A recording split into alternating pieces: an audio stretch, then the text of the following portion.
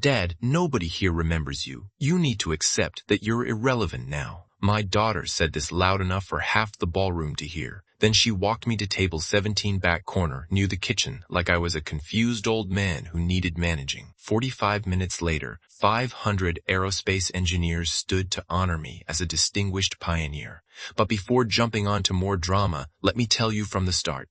The Grand Meridian Hotel ballroom smelled like expensive perfume and ambition. 500 aerospace industry professionals filled the space, their voices creating that particular hum you only hear when engineers try to network. Crystal chandeliers caught the light. I stood near the bar in my navy blue suit, the one I'd owned for 30 years but kept pristine, watching my daughter work the room. Jessica looked confident. Designer dress, probably cost more than my monthly pension. She was laughing with a group of executives near the stage, her hands animated as she spoke. She was good at this part, always had been. The social skills came from her mother, not me. I recognized Thomas Brennan across the room. We'd worked together for 16 years on the VP7 project. I started walking toward him. Jessica intercepted me halfway. Her hand gripped my elbow, hard. "Dad, what are you doing?" Her voice had that edge, the sharp tone she used when she thought I was about to embarrass her. "I was just going to say hello to Thomas. These people don't have time for stories about the old days." She steered me away from the group. Her smile stayed fixed, but her fingers dug into my arm. "I know you miss working, but you need to understand. You've been retired for 8 years. Nobody here remembers you." 3 people nearby turned to look. Jessica's voice carried. She knew it carried. "It's honestly embarrassing watching you try to stay relevant. If you've ever been dismissed by someone who should know better, subscribe to Elder Vengeance." Because what happened next, when 500 people discovered exactly who I was, changed everything. And my daughter's face when the truth came out, that was something I'll never forget. She walked me to the back of the ballroom, table 17, right next to the kitchen doors, far from the stage, far from the people who mattered. "This is your seat." She pulled out the chair for me like I was a child. "Just enjoy the free dinner and let me do my job. Please, Dad, don't make this harder than it needs to be." I sat down, watched her walk back to the front tables, watched her introduce herself to Lucas Webb, a man whose MIT recommendation letter I'd written 28 years ago, watched her smile at Dr. Patricia Holloway, whose dissertation research I'd supervised. None of them recognized me yet. I pulled the gala program from my inside jacket pocket, unfolded it carefully, read my own name printed there: Distinguished Pioneer, Raymond Whitmore, Lead Engineer, Advanced Propulsion Systems, 1976 to 2017. I folded it back up, put it away. The server came by. I ordered a whiskey. Neat. From table 17, I had a clear view of the entire ballroom, could see Jessica networking, could see the stage where they'd call my name in about 45 minutes, could see the registration table in the lobby where my photograph was displayed on an easel with the other honorees. Jessica had no idea. I thought about last Christmas, fixing things. I hadn't corrected her. I thought about my retirement party 8 years ago. Jessica arrived late, left early, spent most of the time on her phone, said afterward, "I'm glad you can finally relax." That job was clearly stressful. Never asked what I'd built, never asked who I'd taught, never asked why 300 people showed up to say goodbye when I retired. The whiskey arrived. I sipped it slowly. Table 17 wasn't the worst seat in the house, but it was close, near the kitchen, where servers pushed through swinging doors every few minutes. The noise from the kitchen drifted out each time, dishes clanking, someone shouting about ice. I could have told Jessica about tonight, about the award, about my name in the program, but I wanted to see if she'd respect me without knowing. I had my answer now. The program started in 20 minutes. I waited. Dinner service started. Salmon or chicken? I chose the salmon. Didn't taste it much, just ate mechanically while watching Jessica move between tables like she owned the room. Maybe she did own the room, just not the way she thought. I was angry, not the hot kind of anger that makes you yell. The cold kind that settles in your bones and makes you see things clearly. My daughter thought I was nobody. That hurt more than I expected it to. The couple at my table tried making conversation. Older woman, maybe 60, worked in procurement. Her husband was retired military. They asked what I did. Aerospace engineering, I said. Retired 8 years ago. "Oh, how nice," the woman said, the way people do when they're being polite but not interested. I didn't elaborate. Let them think what Jessica thought, that I was just some old man who'd had a job once. The salad plates were cleared, The main course arrived. I thought about the last time Jessica visited my house. 3 weeks ago, she'd stayed overnight to help me sort through some paperwork. My phone rang twice that evening. Unknown numbers. Jessica grabbed it before I could answer. Dad, you need to stop answering these. It's always scammers trying to steal your information. She'd gone through my voicemail inbox afterward, deleted everything, said she was cleaning it up for me. I hadn't thought much of it then. Now I understood. The Aerospace Professionals Association had been calling. Victoria Langley, Jessica's boss, had probably left those messages personally, confirming my attendance, asking about dietary restrictions, making sure I knew the ceremony details. Jessica had deleted them all, thought she was protecting me from scammers. Or maybe she just didn't want to know. I excused myself during dessert service, walked to the men's room, past the registration table in the lobby on the way. There it was. The full program displayed on an easel. Professional design. Glossy paper. 3 photographs at the top. Dr. Catherine Morrison, Distinguished Pioneer in Materials Engineering. Raymond Whitmore, Distinguished Pioneer in Aerospace Propulsion Systems.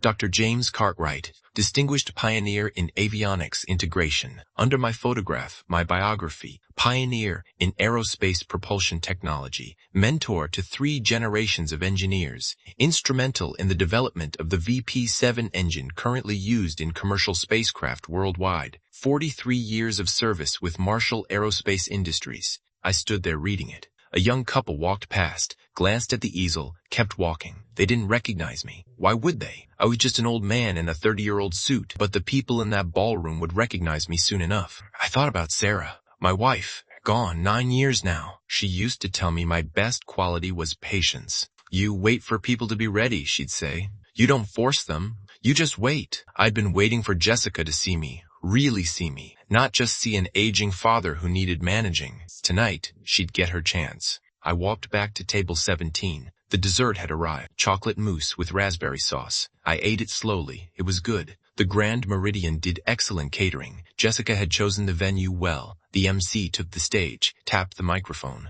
The ballroom quieted. Good evening, everyone. Welcome to the 43rd Annual Aerospace Professionals Association Gala. Applause. I set my spoon down. Tonight, we honor the pioneers who built our industry, the mentors who shaped our thinking, the engineers whose innovations made the impossible routine. Jessica was at table 4. I could see the back of her head. She was leaning toward her colleague, probably making some comment about the speech. The MC continued.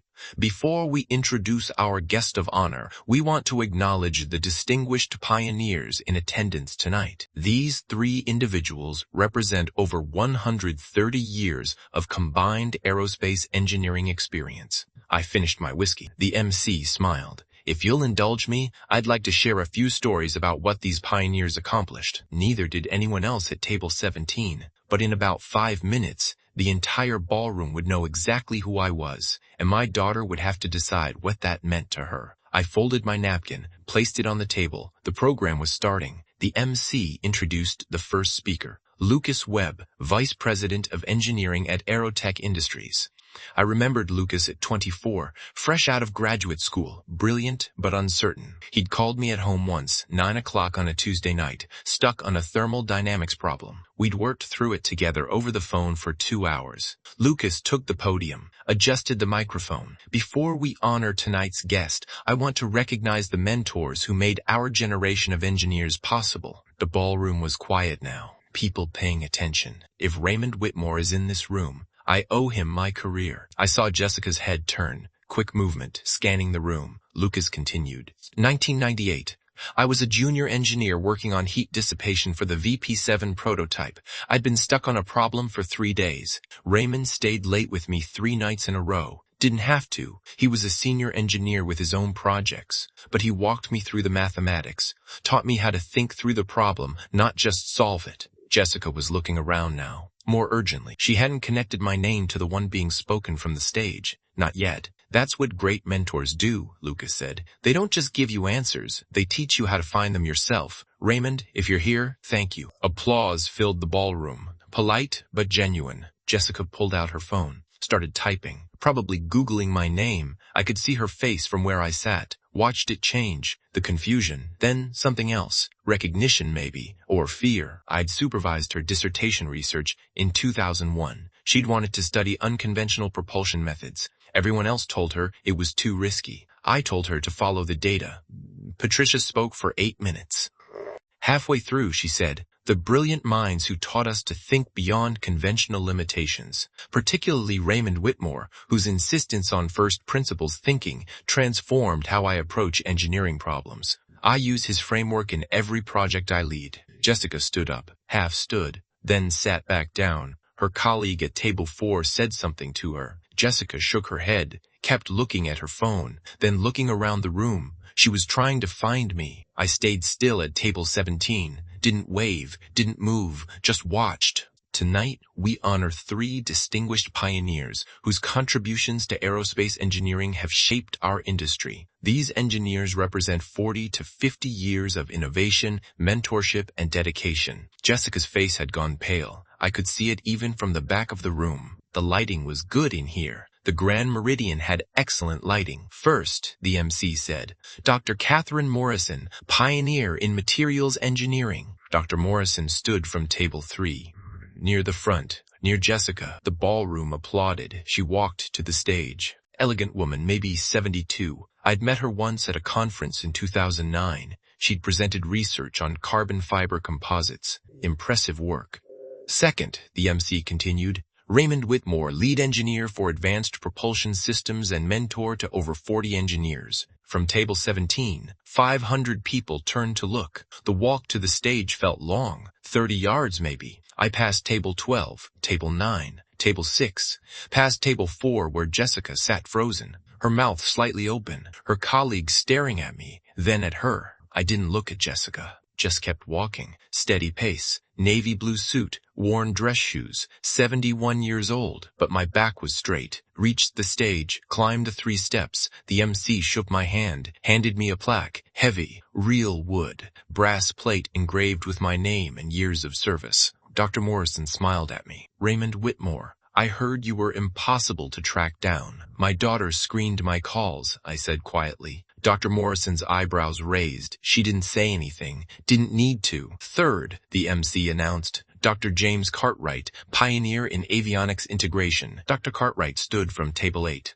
walked to the stage. We shook hands. He was 69. We'd worked together briefly in the late 1980s. The 3 of us stood on stage. The photographer took pictures. The ballroom applauded again. Longer this time. Some people stood. Not quite a standing ovation yet, but respectful. From the stage, I could see the entire room clearly now. Could see Jessica at table 4. She was standing with everyone else. Her face looked wrong, tight, scared maybe. Her colleagues were whispering to her. One of them pointed at the program in front of them. Jessica nodded, tried to smile, failed. Her boss, Victoria Langley, sat 2 seats away. Victoria was watching Jessica, not the stage. Jessica. That couldn't be good for my daughter's career. The MC waited for the applause to fade. Thank you to our distinguished pioneers. Please remain on stage for our guest of honor introduction. I stayed where I was. Dr. Morrison to my left, Dr. Cartwright to my right. Our guest of honor tonight, the MC said, is a leader who embodies the values we celebrate.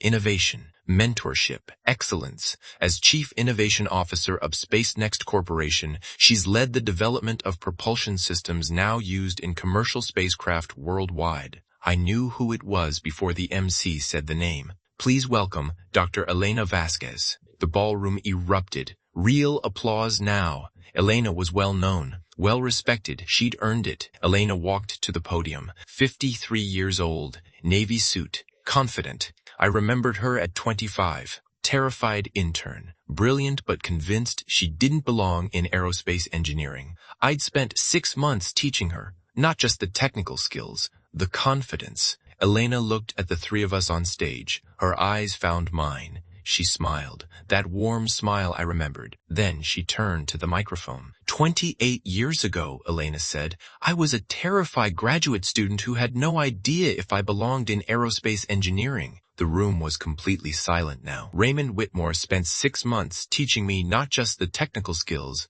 but how to think like an engineer. Every innovation my team has achieved at Space Next is built on principles he taught me. Jessica's face from table 4. I could see it clearly. Pure panic now. Elena continued. The VP-7 engine we're celebrating tonight. The propulsion system that made commercial spaceflight viable.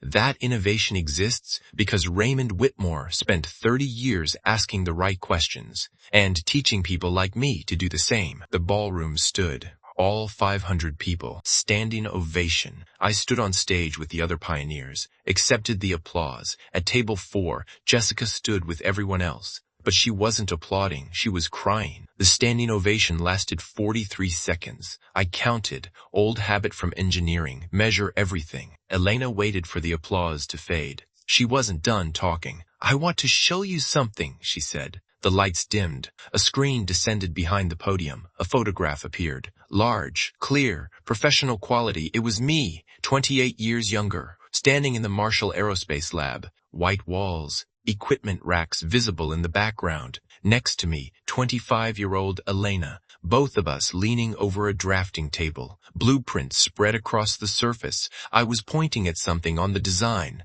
Elena was taking notes. This was taken in 1997, Elena said. 3 months into my internship, I'd just proposed a modification to the fuel injection system that I thought might improve efficiency by 8%. Everyone else told me it wouldn't work. Raymond spent 2 hours that afternoon helping me model it properly. My modification worked. It's now standard in the VP-7 engine. The photograph stayed on the screen. I looked at that younger version of myself. Still had some dark hair then. Fewer lines on my face. Same patient expression I'd worn my whole career. Raymond taught me something that day, Elena continued. You crow. He said, if the mathematics support your idea, don't let anyone tell you it's impossible. Make them prove you wrong. That advice shaped my entire career. More applause.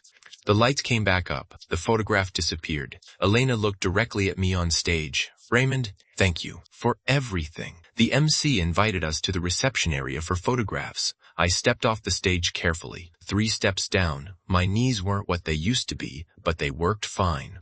Thomas Brennan reached me first. His hand gripped my shoulder. Hard, friendly. Raymond, where the hell have you been? We've been trying to call you for weeks. I've been home, I said. Same house for 43 years. We left messages, emails. Victoria said she couldn't reach you. I received emails, I said, kept my voice calm. I believe my daughter may have seen the voicemails first. Thomas's expression changed. Understanding. Then something else. Anger maybe. On my behalf, more people gathered around us. Dr. Patricia Holloway, Lucas Webb. A cluster of 15 engineers I'd worked with or trained over 4 decades. They all wanted to talk, to thank me, to catch up. Lucas was shaking his head. Raymond, I can't believe you're here. When I saw your name in the program, I thought maybe you couldn't make it. You were so hard to track down. I was at table 17, I said. Table 17? Patricia looked confused. Why weren't you at the front? I didn't answer, didn't need to. Jessica appeared at the edge of the crowd, pushed through gently, her professional smile plastered on, the one she used at networking events. But her eyes were red, she'd been crying. Dad, I didn't realize that your father was someone these people respected. I kept my voice level, quiet. Yes, Jessica, I noticed that. Thomas looked at her, then at me. Understanding clicked into place. Wait, this is your daughter? The event coordinator? Jessica nodded, tried to speak. I thought you should have told me you were being honored tonight, she said finally, trying to recover, to save face. I would have. Would have what? Thomas interrupted. His voice wasn't friendly anymore. Seated him somewhere other than table 17? Jessica's face flushed. I didn't know the table assignments mattered. I was just... We sent 3 emails to Raymond's address, Thomas said. He was angry now. Really angry. Victoria left 4 voicemails.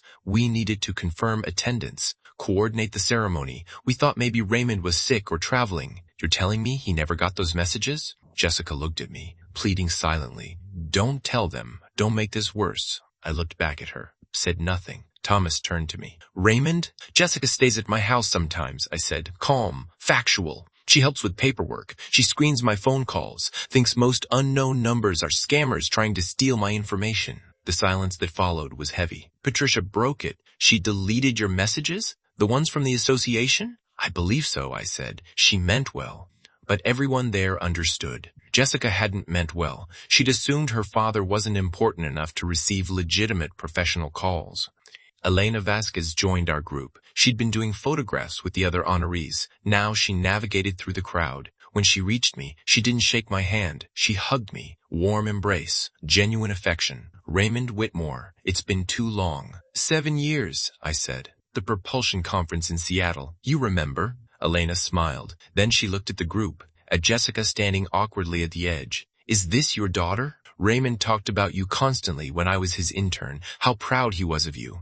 Jessica opened her mouth. Nothing came out. Elena continued, not noticing Jessica's distress. Or maybe noticing and not caring. He showed me your school photographs, told me about your gymnastics competitions, your college graduation. He was so proud. Thank you, Jessica managed. Her voice was small. Lucas was still focused on the table assignment. Table 17, Raymond? Seriously? Near the kitchen doors, I confirmed. Why would you? Lucas stopped, looked at Jessica. Oh, the understanding rippled through the group. 15 people who now knew exactly what had happened. Jessica had dismissed her father, treated him like an embarrassment, seated him in the worst location in the ballroom. Dr. Patricia Holloway's voice was cold. Jessica, you organized this event. How did you not know Raymond Whitmore was one of our distinguished pioneers? Jessica started, stopped. He never told me about his career in detail. His career? Patricia's eyebrows raised. Your father is listed in our organization's Hall of Fame. His name is on 2 patents currently in commercial use.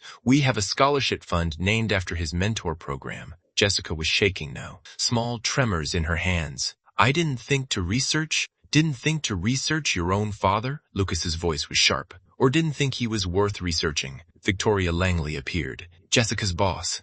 67 years old, silver hair pulled back severely, elegant black dress. She'd been watching from across the room. Now she was here. Jessica. Victoria's voice was professional. Ice underneath. A word, please. Victoria, I can explain. Not here. Victoria glanced at the gathered crowd. At me. Then back to Jessica. Jessica, step aside with me. They moved 6 feet away. Not far enough. I could still hear Victoria's voice. Everyone could.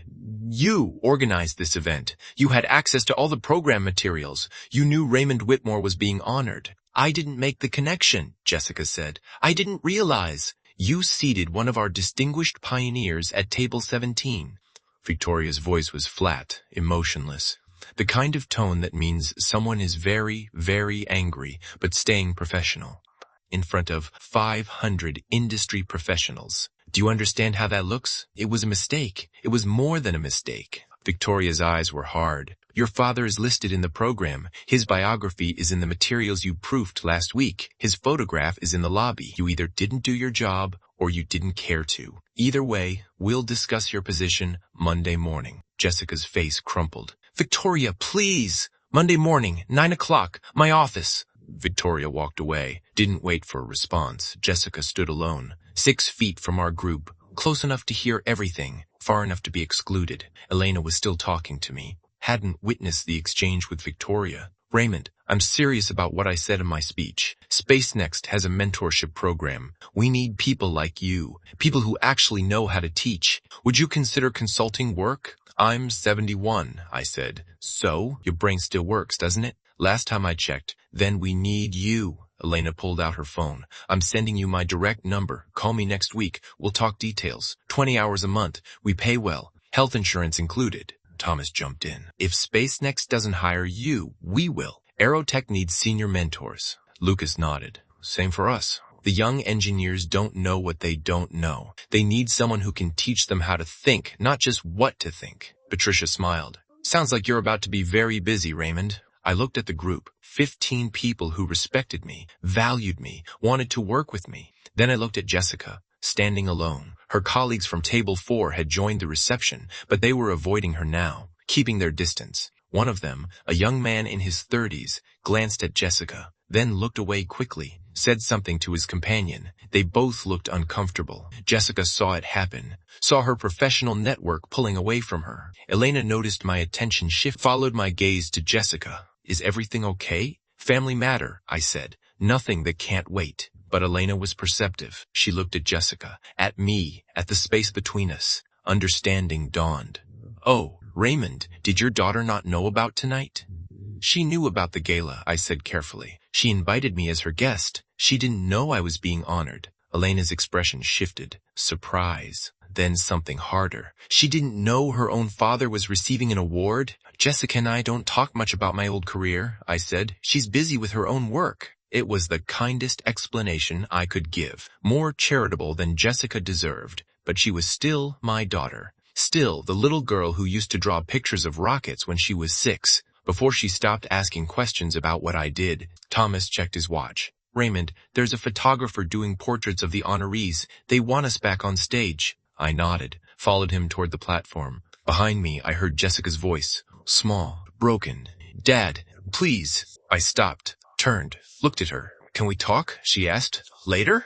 Not tonight, I said. I think we both need some time to process this. Her face fell. I walked to the stage, did the photographs, smiled professionally, shook hands with the other pioneers and with Elena, accepted congratulations from people I hadn't seen in years. From the stage, I could see Jessica, still standing in the same spot. Her boss, Victoria, had returned to table 4, was talking to Jessica's colleagues, showing them something on her phone, probably reviewing the program materials, probably asking how none of them caught the mistake. Jessica was alone in a room full of 500 people. I knew that feeling. I'd felt it an hour ago, at table 17. The difference was, I'd been alone because my daughter put me there. She was alone because she put herself there. The gala lasted another 90 minutes. I spent most of it in conversation with people I hadn't seen in years, former colleagues, engineers I'd mentored, people who remembered projects from the 1980s and 90s. The conversation was easy, natural. These were my people. They spoke my language. Jessica stayed until the end. Had to. She was the event coordinator, but her confidence was gone. I watched her coordinate the coat check, direct the audiovisual team, manage the catering staff, all tasks she'd normally delegate to assistants. Victoria was keeping her busy, keeping her visible, making sure everyone saw Jessica doing grunt work instead of networking. Around 9:30, Elena pulled me aside near the bar. Raymond, I wasn't joking about the consulting position. Let me give you details now while I have you. She outlined the role. 20 hours a month, $45 per hour. Space Next had 8 junior engineers who needed mentoring, design review sessions, problem-solving workshops, teaching first principles thinking. You'd come to Houston 1 week per month. We'd cover travel, hotel, meals. The rest you could do remotely. Video calls, document reviews. I'm retired, I said. You're not dead? Elena smiled. And from what I saw tonight, you're sharp as ever. These kids need someone who knows how to think, not just someone who knows the current software. I told her I'd consider it. Thomas Brennan joined us. If you don't take Elena's offer, I'm hiring you myself. Aerotech pays better. You don't even know what she's offering, Elena said. Don't care. Raymond's worth whatever you're paying plus 20%. It felt strange. Good, but strange. 8 years of retirement, and suddenly I was in demand again. At 10 o'clock, the gala ended. People collected coats, said goodbyes, exchanged business cards. I stood near the lobby doors, shaking hands, accepting congratulations. Jessica approached me once. Dad, can I drive you home? I drove myself, I said. Same car I've had for 12 years. Still runs fine. I just thought, I'll call you later this week, I said. When we've both had time to think. She nodded. Looked like she wanted to say more. Didn't. I drove home. 40-minute drive to my house in the suburbs. The navy blue suit went back in the closet. I made tea. Sat in my living room looking at the Distinguished Pioneer plaque. Heavy thing. Real wood. Quality craftsmanship. Next to it on the shelf, my other awards. 43 years of industry recognition. Jessica had seen these shelves hundreds of times. Never asked about them. Monday morning, Victoria Langley called Jessica into her office. I know, because Jessica told me later. Much later. After we'd repaired things. The conversation was brief, professional, cold. Jessica, 3 of our board members attended the gala. All 3 mentioned how uncomfortable they were watching you dismiss Raymond Whitmore.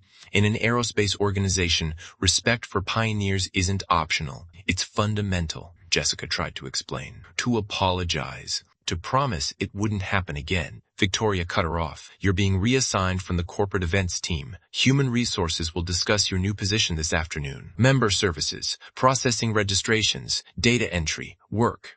Jessica had delegated to assistants for the past 5 years. She'd be doing it herself now. By Wednesday, the story had traveled. Aerospace engineering is a relatively small professional community. People talk. Jessica's colleague mentioned at lunch, she told me this later, that he'd heard someone at the gala completely disrespected one of the honorees. Didn't even realize her own father was an engineering legend. Jessica didn't correct him, just nodded, ate her salad, went back to her desk and processed membership renewals for 4 hours. Thursday afternoon, Elena called me, not texted, called. Her voice was warm but professional. Raymond, I talked to my team leads. Everyone wants you. I'm sending a formal offer letter. Please say yes. I need to think about it, I said. What's there to think about? You're bored. I can hear it in your voice. You miss the work. She wasn't wrong. I heard what happened with your daughter, Elena said. Quieter now. I'm sorry. That must hurt. She didn't know, I said. That's on me as much as her. I should have made sure she understood. Raymond, you spent 43 years being excellent at your job. You don't need to apologize because your daughter didn't pay attention. We talked for 20 minutes. She promised to send the formal offer by Friday. I promised to consider it seriously.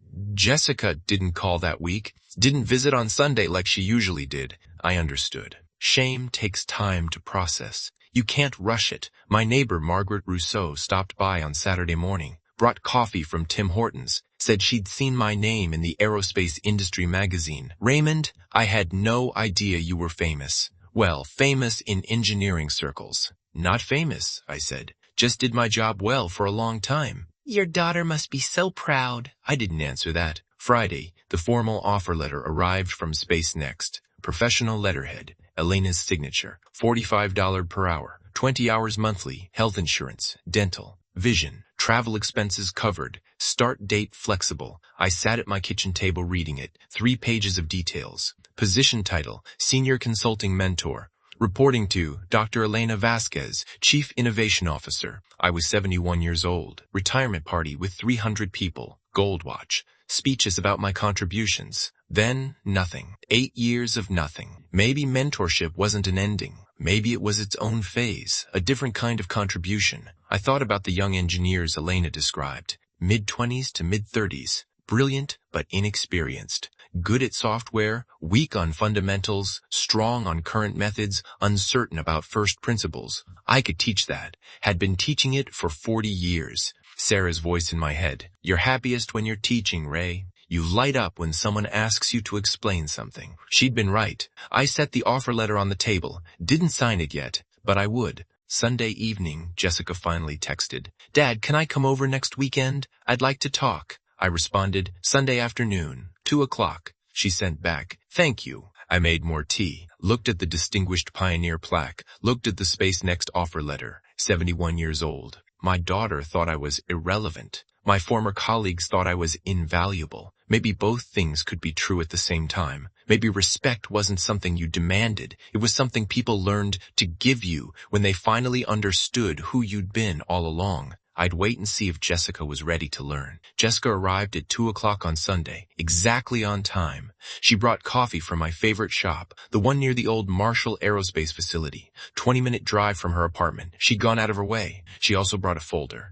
Thick papers inside. We sat at my kitchen table, the same table where I'd done homework with her when she was 8 years old, where she'd practiced her times tables, where I'd tried to explain orbital mechanics when she was 16, and she'd said, so you do math. That's nice, Dad. Jessica set the folder on the table, opened it. I Googled you, Dad, properly this time. I printed everything I could find. I looked at the papers, articles from aerospace journals, my biography from the Marshall Aerospace website, patent filings with my name, the VP7 engine specifications, photographs from industry conferences, my retirement announcement from 2017. I read all of it, she said. It took me 6 hours. I had no idea. You never asked, I said. I know. Her voice was quiet. I think I was so focused on building my own career that I never thought about yours as real. Like, I knew you were an engineer, but in my head that was just a job, something you did to pay bills. I never understood that you were actually brilliant at it,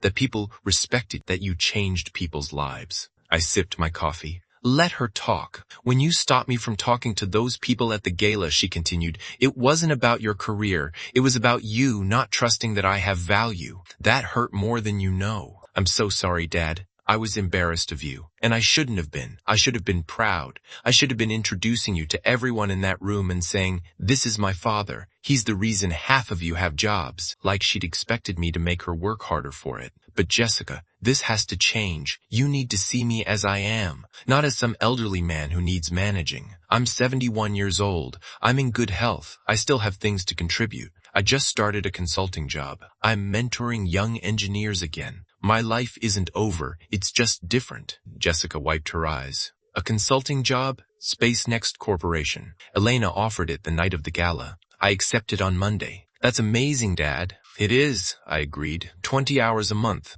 I start next Tuesday. Jessica nodded. Set her coffee down. I got demoted at work. Victoria moved me to member services. I'm processing registrations instead of planning events. She said I need to learn to see value in everyone, not just the people I think are important. It's humiliating. Yes, I imagine it is. We sat in silence for a moment, not uncomfortable, just honest. Jessica finally spoke. Tell me about the consulting work. What will you be doing? So I told her. About the 8 engineers at Space Next. About the design review sessions. About teaching first principles thinking. About flying to Houston 1 week per month. She listened, actually listened, asked follow-up questions, wanted to know about propulsion systems, about the VP7 engine, about what made Elena such a good student. For the first time in years, my daughter was seeing me. 3 months later, I was in a Space Next conference room with my team of young engineers. One of them, Priya Sharma, had just solved a complex propulsion problem using the framework I'd taught her. She presented it to the group. Clear, credited my guidance. After the meeting, she asked, Raymond, when you were my age, did you have a mentor like you've been for me? I had several, I said, and they taught me something important. Your career isn't measured by what you accomplish alone. It's measured by who you help accomplish their goals. That's the real legacy. I drove back to my hotel thinking about Jessica, about Elena, about Priya and the 7 other engineers I was teaching, about Sarah, gone 9 years, who always said my best quality was patience. Jessica and I had dinner the previous Sunday. She'd asked about my work, listened when I explained the technical challenges, told me she was proud of me. It took a public gala and 500 witnesses for her to finally see it, but she saw it now. That was enough. If you're watching this and you've ever been underestimated because of your age, because people stopped seeing you as relevant the day you retired, let me know in the comments. Have you ever had to remind your own family that your life's work mattered? That just because you're not actively working doesn't mean you stopped being who you were? Sometimes the quietest people in the room are the ones who built the room in the first place. And sometimes the best thing you can do is let people discover that truth on their own, even if it takes a public gala and 500 witnesses for them to finally understand. Until next time, remember, respect isn't something people give you because you demand it. It's something they learn to give you when they finally see who you've been all along. Quiet doesn't mean forgotten. It just means patient.